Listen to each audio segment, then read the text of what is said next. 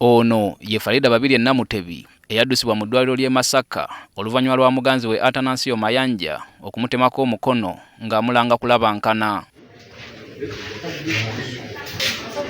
Bino byaliwo ku Lwokubiri lwa wiiki eno ku kyalo Kalunduka mu ggombolola y'e Kibinge mu disitulikiti y'e Bukomansimbi. Mayanja yatuuka n'okutematema muwala wa Babirye Goleti Nassuuna eyali agezaako okutaasa nnyina.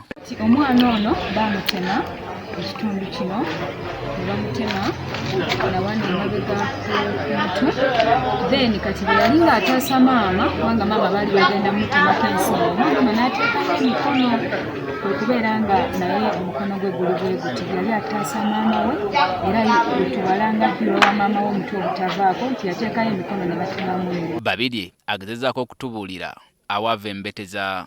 Kajjanga siriiwo kale nga ntambuddeko nyeezeko eyo mu kabinda akabinaawo agamba nina omusajja omulala nange olina omusajja mulala nja kukutta. Mayanja yamalamu omusubi era okuva olwo poliisi ebadde emuyigga asobole okuvunaanibwa. Kyokka olwaleero ono aleeteddwa mu ddwaliro ly'e Masaka okufuna obujjanjabi ng'abaddeko ebiwundu ku bulago ne ku ngalo.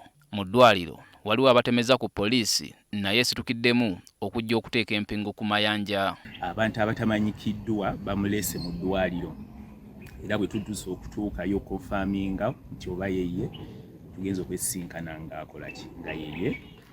Okusinziira ku poliisi ono yandibanga yagezaako okwejja mu budde oluvannyuma lw'ekyo kye yakola. Tusobodde omukwata aye nekizuulibwa naye yennyini yagezaako okwagala okwetta.